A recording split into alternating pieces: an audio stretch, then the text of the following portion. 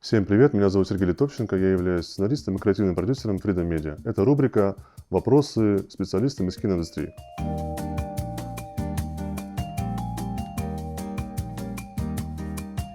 Не всегда, это все индивидуально.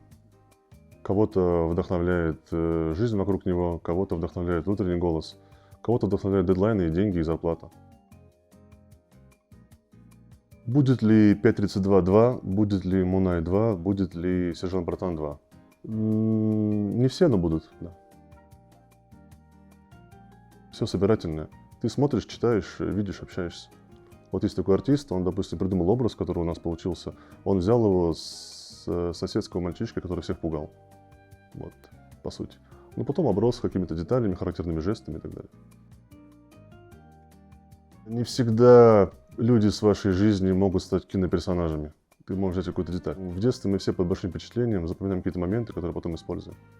Поэтому, наверное, драматургу нужно быть чуть-чуть таким вот ярко пережитым, ну, то есть пережить яркие моменты из детства и писать так, как будто бы ты вот сейчас, тебе 5 лет, условно говоря. Наверное, это будет более искренне. Ну, например, в Мунай, ну, это не перебор, это просто было технически невозможно. Я хотел, чтобы подъехал грузовик к трубе, присосался к ней и высосал из нее всю нефть. Но мне сказали, мы не можем это снять. Это слишком сложно, дорого, и такой трубы у нас нет, ее нужно строить, ну и так далее. Как воруют нефть в Казахстане? Как ловили маньяков в Казахстане? Да, видимо, на 5.32. Мы искали какие-то, помню. Рабство в Казахстане, как с ним бороться? Вот такие были вопросы. Мне не нравится. Вот такая была однажды формулировка у одного продюсера. Да мне так нравится. Ну, в смысле, это вопрос такой. Ну, наоборот же классно, когда есть синергия, когда люди разные, делятся впечатлениями, мнениями, опытом. Это же опыт все равно. В любом случае, конечно. Делай это искренне, делай это бескорыстно, делай это из любви к искусству, а не любви к себе. Ну, так бы написал. Конечно, сложно было писать про маньяков, допустим, историю. Вообще сложно писать историю про злодея. Тебе же нужно в голову ему залезать. И если он там кого-то убивает или он там кого-то унижает, тебе нужно прочувствовать это, побыть на его месте, залезть ему в голову, задать вопрос, зачем он это делает. Это же самое страшное. Ну и приходится переступать и как-то через свои там... Ну, держать дистанцию, понятно, между персонажем и тобой. И помещать в его уста там текст, диалог, мизансцену и так далее. Ну, все, что касается, условно говоря, таких антигуманных, каких-то жестоких вещей. Да, это тяжело писать, да. Ну и другое, наверное, кому-то тяжело дается там что-то личное, сакральное, там, не знаю, признание в любви, там, признание в том, что ты не прав, тоже тяжело дается. Но Роберт Маки пишет в своей книге, самое сложное загнать себя в это состояние.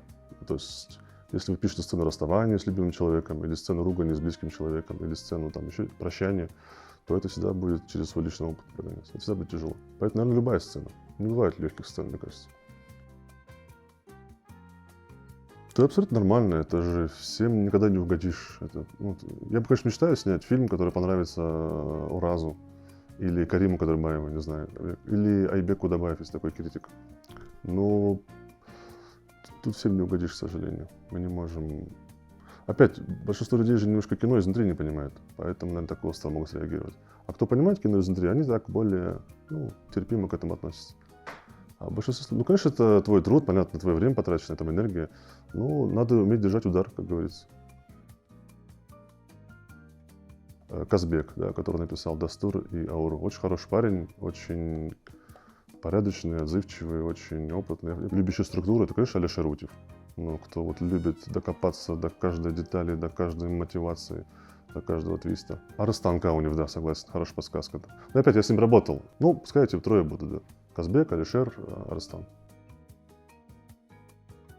Ну, да, самое банальное, это берешь ноутбук и начинаешь что-то писать. Есть уже куча книг, куча подкастов, куча... Вопрос просто, зачем вы это делаете?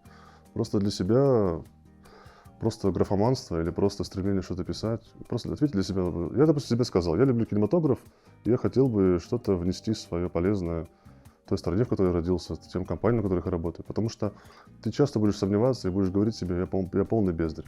Но когда к тебе обращаются талантливые продюсеры, талантливые режиссеры и говорят, я хочу с тобой поработать, это для вас должен быть хороший сигнал того, что сдаваться нельзя, нужно дальше работать.